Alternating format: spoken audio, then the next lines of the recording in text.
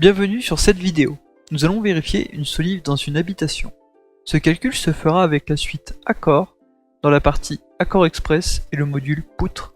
La solive concernée est dans une chambre à l'étage d'une habitation. Elle supporte un chargement de 50 kg par mètre carré. Elle est classée C24 à 12% d'humidité et de section 60 par 180 mm. D'anthrax 50 cm, elle fait 5 mètres de long et repose sur deux appuis de 50 mm. Dans un premier temps, il faut ouvrir Accord, puis aller dans Démarrage et enfin Nouveau projet. La page des propriétés du projet s'ouvre.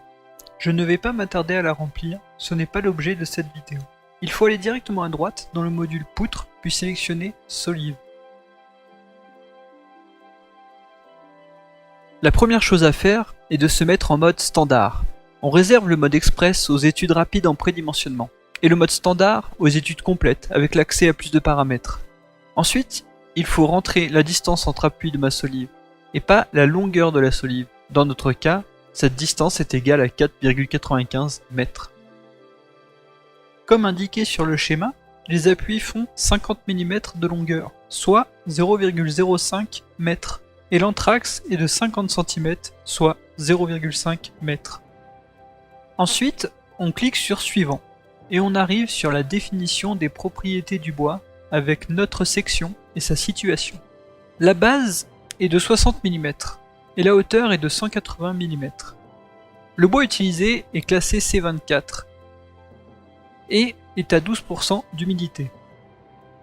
Dans notre cas, pour une solive dans une maison d'habitation, située entre le rez-de-chaussée et l'étage, on peut considérer une classe de service de 1. Une fois toutes ces données rentrées, on fait Suivant. Ici, il suffit de rentrer nos charges de structure de 50 kg par mètre carré, soit 0,5 kN par mètre carré. Pour ce qui est de nos charges d'exploitation, le logiciel est, de manière standard pour les solives, sur une habitation avec un chargement de 1,5 kN par mètre carré, ce qui correspond à notre cas. Il ne reste plus qu'à cliquer sur Activer ce bouton pour calculer et visualiser les résultats. On constate alors que notre solive est sous-dimensionnée, elle ne passe pas. Accord Express permet alors d'optimiser notre section suivant sa hauteur ou sa base.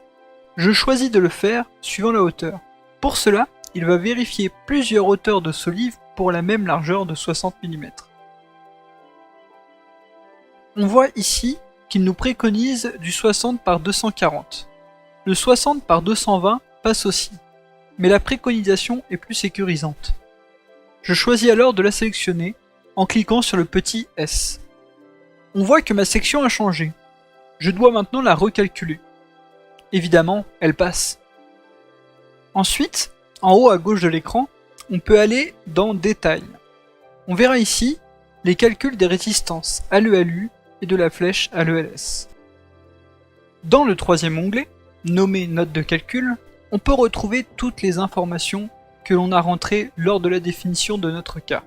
Nos charges, les résultats synthétiques et détaillés à l'ELU et à l'ELS, ainsi qu'une partie sur la compression d'appui.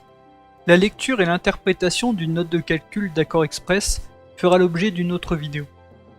J'espère que cette vidéo vous a été utile. Si vous avez quelconque remarque ou commentaire constructif, n'hésitez pas. En tout cas, merci pour votre écoute.